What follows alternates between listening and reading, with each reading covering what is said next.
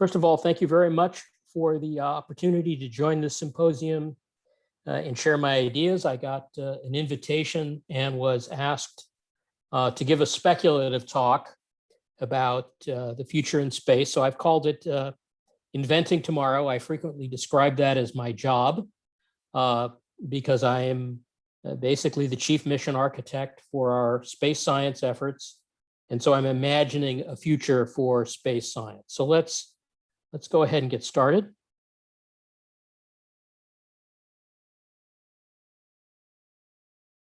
So first of all, to give you a little background, I am a child of the space age. I was raised by a father who began at the very earliest dawn of the American efforts in space.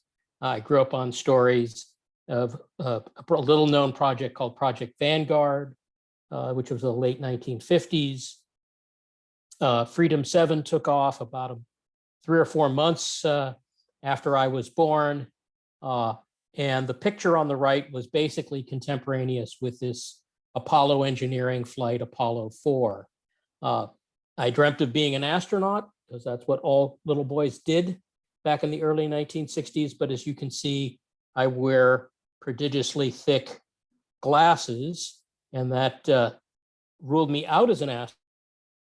And so I decided to become a scientist. Didn't really know the difference between a scientist and engineer, but I'd maintained that I've been pretty close to my age 5 goals. So with that as a background, I wanted to put the space age in some kind of natural set of evolutions, because I think that helps us identify analogies and think about the new space age. So I'm going to divide it into eras or ages and do a quick analysis for their characteristics and use that to project forward. So if you want to think of early, middle, and late, like the Stone Age, that's why the cave painting is there down on the left to give you that impression, because that's exactly what I'm going to do. And I want to look at these different ages in terms of their performance and design imperatives and think a little bit about how that impacts the engineering and the economics of each era. So if we think of the old or paleo space age, it starts with the stories that I grew up with, captured German V2s being launched into the upper atmosphere in the New Mexican desert. This is Vanguard blowing up on national television, America's response to Sputnik. A particularly pithy journalist called it Flopnik. Complete the story, Vanguard 3 took off and is now the oldest man-made object in space, all the other pioneers having fallen to Earth. Also typical of the early space age is the early American manned efforts. Gemini 8, which was a near disaster, saved by Neil Armstrong's superior piloting. And then it reached its zenith the moments before Apollo 1 went into the capsule on that fateful day and suffered the fire. So basically, the old space age can be counted on as employing new engineering, new technologies, using with whatever was around. The early launchers were leftover ballistic missiles. These components and systems were largely not designed for their task, and so not surprisingly had a fair degree of unreliability and challenge to them. This can be just called the just make it work. There was a high tolerance for risk. We wanted to go ahead and just learn what we needed to learn. And that was typical up until the fire. And then the transition to Space 2.0 can be best simplified by this quote, usually attributed to Frank Borman, who later led Apollo 8, was an early astronaut. And it has the catchphrase, failure of imagination. We just couldn't imagine the simple test on the pad being catastrophic. And so this began an engineering ethos, if you will, that goes on to this day, to use your imagination, to imagine what can go wrong so the design can respond to it. Now, After the reorientation of the space age, there were huge successes. The rapid pivot that then sent Borman and his crew around the world, around the world and around the moon on Apollo 8, and was the first time any humans left the gravitational well of Earth. And of course, Apollo 11 followed shortly thereafter. Perhaps one of the most exciting efforts in which my company was also involved was not only the landing on the moon, because we built the descent stage. You can see this famous ad called "The Last 10 Miles Are on Us." It ran in newspapers around the country. And of course, the descent engine engages at about 50,000 feet above the moon. What you see here on the right-hand side is a picture taken at Space Park, where I have worked for over 30 years. And this is a picture of the crew of Apollo 13 coming back to say thank you for building the descent engine, which of course brought them back from the moon and corrected the course so that they landed safely. It's worth noting that this building that the picture was taken from is where my office is today, and that yellow arrow indicates where my office was not that long ago. So I see this this assembly area every day, and it really steeps me in the space age. And again, going with my opening theme that I'm a space age kid, here's some further bona fides. Now, some of the achievements of Space 2.0, or the middle space age, are not just manned. The first objects to leave the solar system, Pioneer 10 and 11, now passed by the faster Voyagers, but the first ones were Pioneer 10 and 11. And my first foray into satellites over here, the Chandra X-ray Observatory. And of course, here is perhaps the ultimate expression of a Space 2.0 systems, the James Webb Space Telescope, another mission that I have spent well over a decade working on. So the middle, or the Meso space age, can be pretty much summed up. And here's Gene Kranz, perhaps the most visible face and philosopher of the middle space age, who once very famously said, failure is not an option. Now, failure, of course, is always an option, right? It becomes no option when money or time become no object. And that's not necessarily the case for something that's sustainable. So I don't want to pick a fight with Gene, so I don't have a counterpoint bullet, but I want you to keep that in mind. So in going back and analyzing the driving force in the middle space age, in the Meso space age, is lots and lots of engineering to avoid any failure of imagination. No scenario is too crazy to contemplate. Some of them might be too expensive or too remote to spend money on, but it's certainly highly encouraged. And when I was chief engineer on James Webb, I had an open door policy, and anybody could come in and tell me anything they thought that they were worried about, and we would sort through it. 19 times out of 20, it was somebody who didn't have a complete understanding of the system and was worried about something. But there was that 1 or 2 times when somebody came in and said, oops, we analyzed it, oops, it was a real problem, and we went off and fixed it. This results in tight tolerances, redundancy, lots of testing and analysis, demands from customers and management for determinism in performance, risk aversion, and sustainability is not really a concern. So over here, I wrote an equation. We're not going to analyze it, but I want you to look at it. The failure rate of a system is the sum of the failure rates of its components. We do not add reliability by adding more components in series.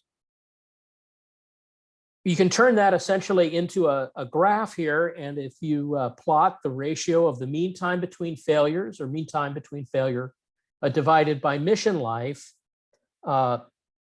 against the probability of mission success, you can see as you want higher and higher levels of mission success, you have to guarantee that the likely average life is much longer than the mission life. This begins to explain why a lunar rover or a Mars rover that's designed for 90 days works for 10 years.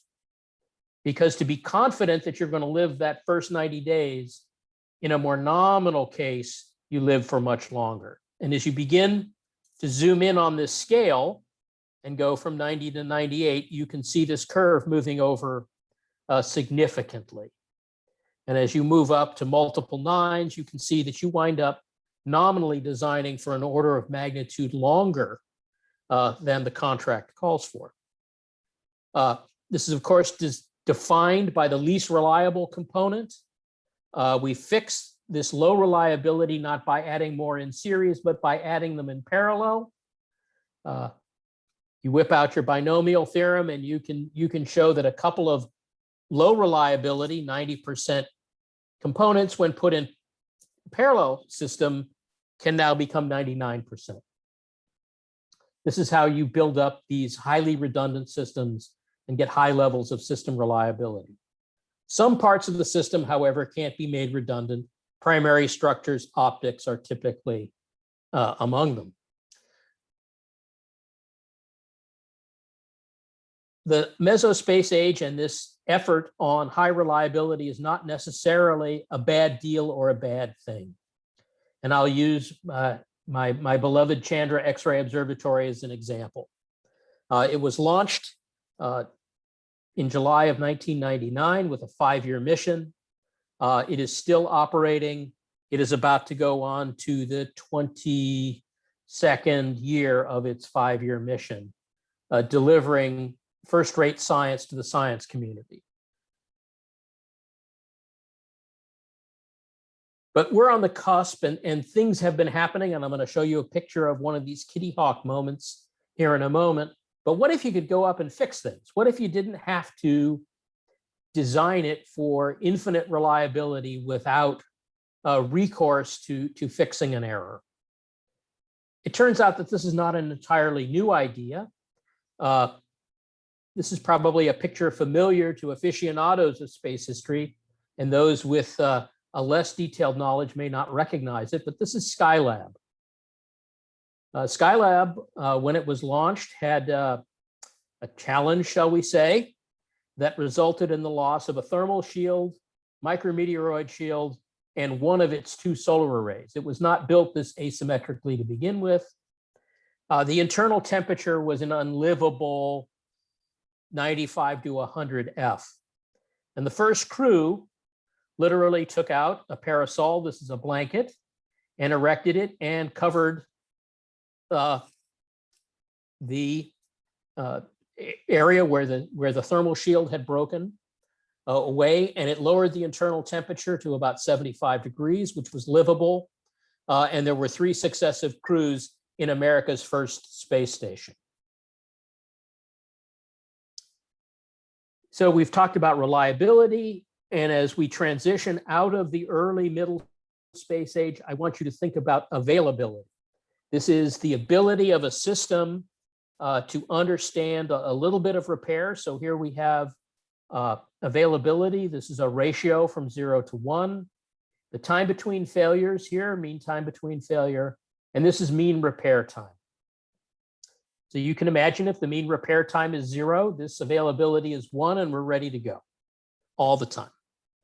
So you can expand this mean repair time in the mean time to repair and the mean logistic delay. This is the time it takes the repair person to do their job, and this is the time it takes to get the parts there. So one of the ways that Space 2.0 systems are highly reliable is they already have the spares integrated. So this mean time to repair is the time to flip over from an A side to a B side. And of course, the hardware is there, so this is 0.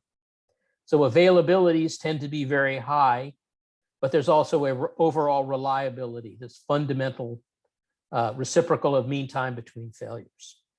So again, here it is explained. Now I'm hoping maybe that some people are thinking ahead and saying, gee, what if I don't have all that redundancy? What can I do about that? And the answer is yes, you can start designing these systems for repair. Now, these are new systems, so they're not Space 2.0 systems, and keep parts close. Does this sound like a new space age to you? It should, because this is what's happening. So we have had a transitional event, what I call the Kitty Hawk moment. This is a picture taken from the Northrop Grumman Mission Extension Vehicle 1 as it approached IS, Intelsat 901, in the GEO graveyard. This was taken just before MEV-1 rendezvoused with IS 901. In fact, it rendezvoused with the liquid apogee engine, and it removed it from the graveyard and put it into service. We have since had a second mission, MEV-2, that is docked with an operating Intelsat satellite to give it life extension and allow it to continue its revenue-generating mission for global communications. But no longer do you just send a satellite off, and when it's out of fuel, you're done. You do have the opportunity to service. So again, if you go back and think of the mean time between failure, the failure here is I ran out of gas. The mean time to repair is now the time for a service vehicle to get to you, effectively that space tow truck with a gas can. So I've now divided the middle space age, the Meso space age, into the early and the late. The late is where we have an inventory of Space 2.0 systems and the technologies to mate and rendezvous with these unprepared systems, but extend their life because we can affect some level of repair. And this is a sea change in space system design and space economics. And so this part of the space age, as opposed to just make it work, failure is not an option. This one is, let's see if we can fix it. And incidentally, I didn't want it to be too long, and let's do it for a reasonable price. Okay, and now we're kind of on the cusp of this new space age where we're going to design systems for replacement and sustainment and sustainability and availability. So there's a large markets driving for demand. We can take our cues from satellite direct broadcasting, phone, internet imagery, weather, all kinds of other unique retail applications. I think with proliferated space products, the imagination is the only real limit. Typical on this new economic and technological frontier, there are a whole lot of firms in the market with all kinds of technologies and designs and specialization and consolidation. So I've used as my example here a similar technological revolution, that is the automotive revolution. And this is shown by an ad from the Zimmerman Automobile Company of Auburn, Indiana. It was one of the many hundreds of companies making automobiles using steam, coal, wood, internal combustion, all kinds of technologies in the early 20th century. And of course, the market saw a serious consolidation. At least in America, it became the big three, and the winner was internal combustion. And we now have a mature industry. So system design for the neo space age. And again, here's yet another analogy. Hopefully you were all awake in your history class and you remember the settling of the West. You can think of the early Western expansion with the individual explorers, maybe even the mountain men, as West 1.0. And West 2.0 was a little bit more of the settlers and the wagon trains. And of course, the dawn of Space 3.0 or West 3.0 here is represented by the golden spike that united East and West with this economic infrastructure. So the question is, how do we design for the future? How do we design for availability and affordability?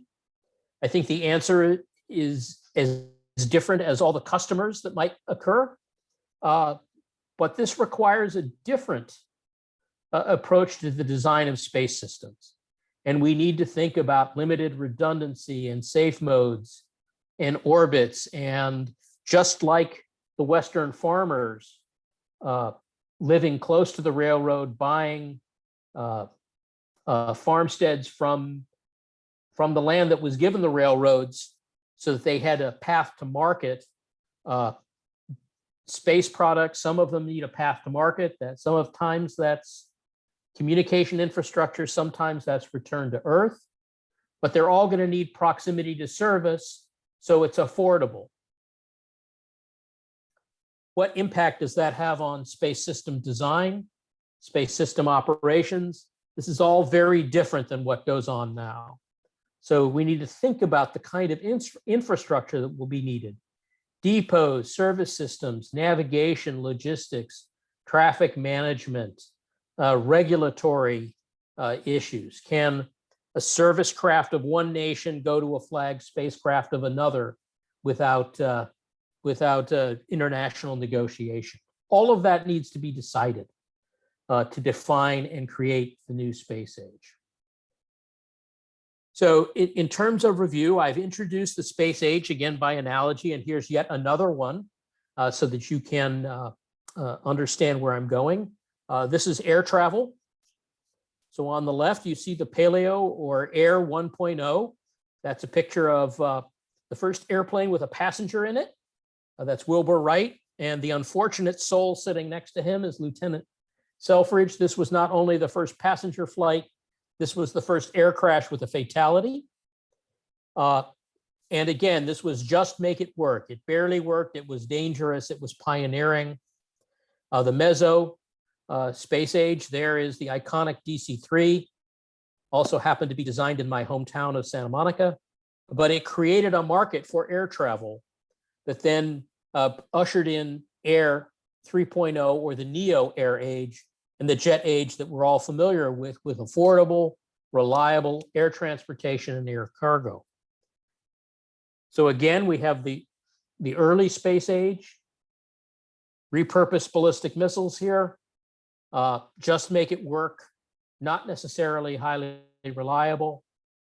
The high reliability of the early middle space age, the opening of the service era with Space 2.1, and Space 3.0 is a blank page. So hopefully I've given you some inspiration and some thoughts about how to help me write at least the first chapter in Space 3.0. And with that, I want to invite you to help me live out my space age dreams. And I will say thank you for the kind invitation to speak to you, and I'm ready for any questions. Thank you for that great presentation. That was honestly, that was really great. You know, get a little history in there, a little bit of what could be tomorrow.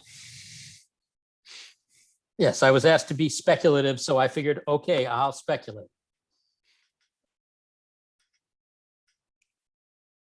All right, do we have any questions? Yeah, I have a question to start off. So I know you talked a little bit about the reliability systems during like the Meso era. Mhm. So how, like, what was the thinking philosophy of engineers back then when they're trying to keep like pushing the boundaries of what was possible, but also like wanting to keep like a high TRL and keep really high reliable systems? Like, how did that balance work?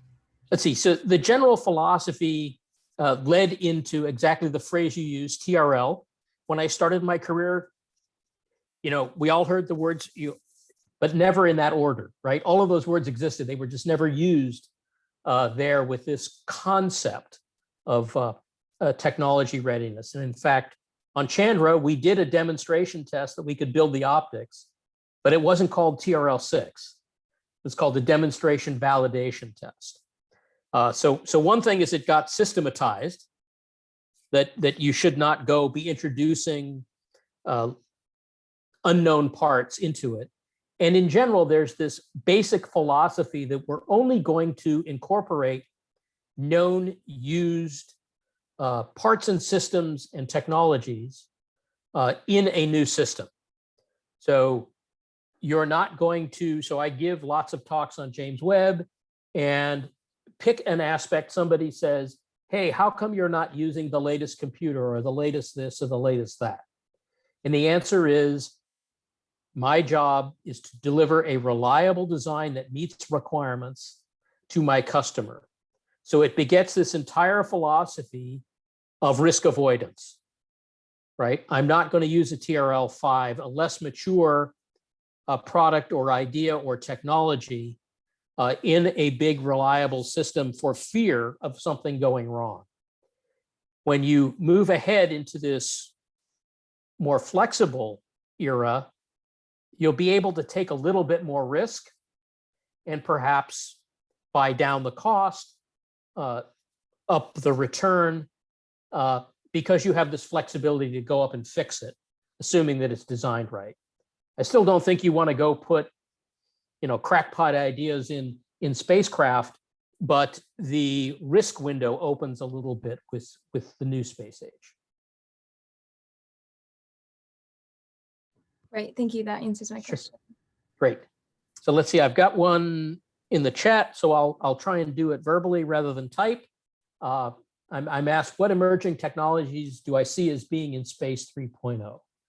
Certainly in space assembly, to a lesser extent manufacturing. I still think that's way out. I think all of you will all be chief engineers giving speculative talks about manufacturing 30 years from now, but we'll see how I do. But certainly in space assembly, servicing in particular, we already have servicing. We've had 2 missions. There are competitors, there are foreign companies wanting to do that. That really changes and extends the life. We put off the delay, put off procuring expensive capital assets for our customers, which allows them to build in more technology and have a better business proposition. So the big technologies I see is servicing, assembly, to a lesser extent or a later extent, I should say, manufacturing. The unwritten parts of those technologies is all of the engineering approaches, the systems engineering, the system design that goes with enabling that to make that a working, viable engineering ecosystem. Thomas, I hope that answers your question. Any others?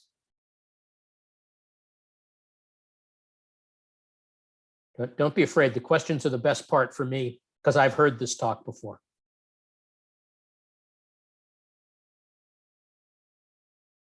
I have another question. Sure. Let's see if I can phrase this right. So like in what ways has this changed with having more private companies introduced into like the space market?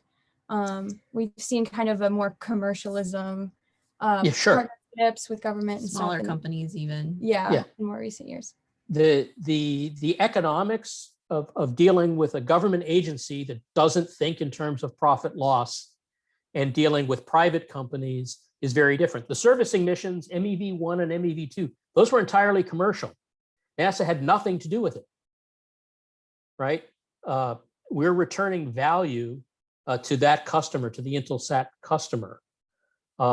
When other economic activities, again, think of the West, think of opening up the West. In the beginning, it was just governmental exploration. What's out there? Is there something we can eat, something we can mine, something we can sell? That's not unlike what's going on in space today. Is there something to do, right? The commercial imagery, selling to retail analysts to know which malls are popular, right? That would not have happened 30 years ago, right? It might have been done differently. It might not have been done as well. And it might have been a lot more expensive than a couple of $100 in satellite pictures of the mall down the street. So as the economic opportunity, and companies see benefits in not only building space systems, but using data and products from space. I see this much more as a commercial, regular area of economic activity and less government, with government taking, again, that kind of discovery, big science, other things that government does exceptionally well. Thanks.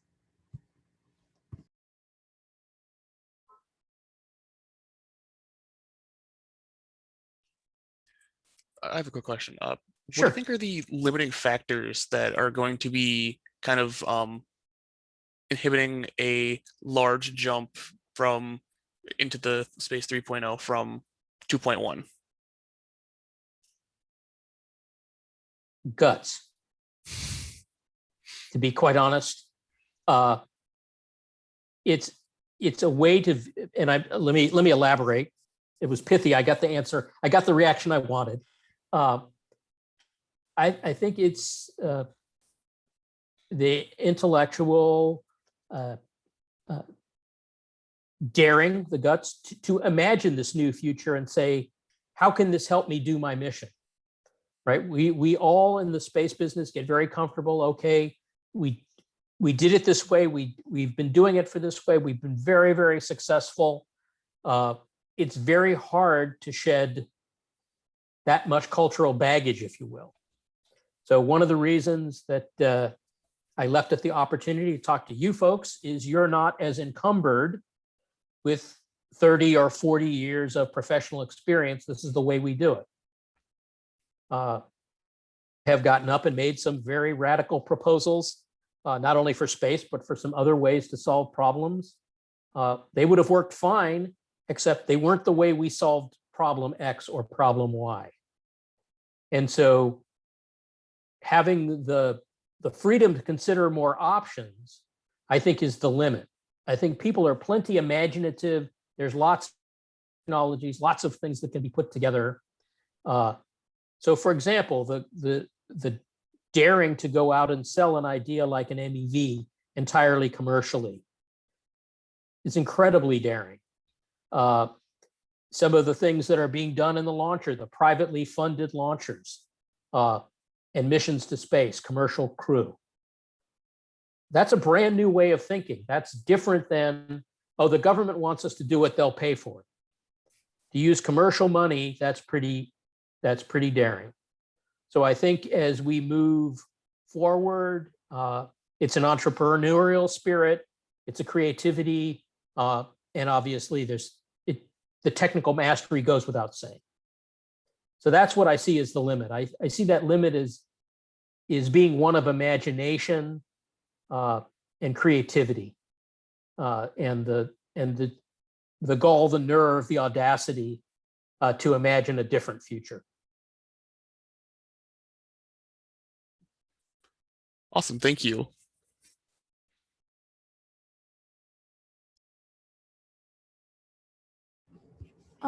And John, we have a few more minutes. Okay. While we wait for more questions, but going off of that, do you have any advice for some of us that may be students or entering into the industry on, how we can, push the envelope or get our like radical ideas heard if we're entering larger companies that do have a lot of heritage? Well, let's see. I work for one of the largest companies, so I'm the in-house radical, if you will. Walk around with my torches and my intellectual fire bombs, etc. So, number one, keep in mind your early stage professionals. You want to absorb. Not everything that is old is bad. It's just old.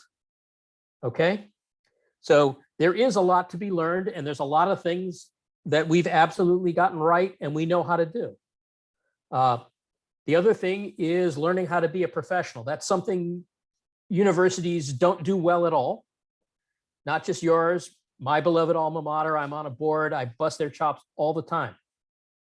Engineering is a profession. You need to learn how to do it, how to make friends, how to influence people. Sorry, I borrowed a title of a really old book, but establish those networks, establish the environment in which those ideas are just not crazy, but they can take root and they can grow and learn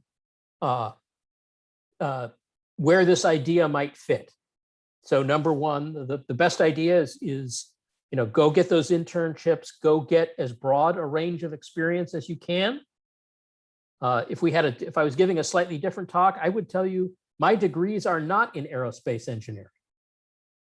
They're in physics and laser engineering, of all things, right? And I could give you a long story about how I got here, but I'll make it short. I was open-minded about job assignments. I looked for opportunities to learn. And then once I felt I was in a position to make a contribution because there was a question that wasn't getting answered, I stuck up my hand and said, I'll do it.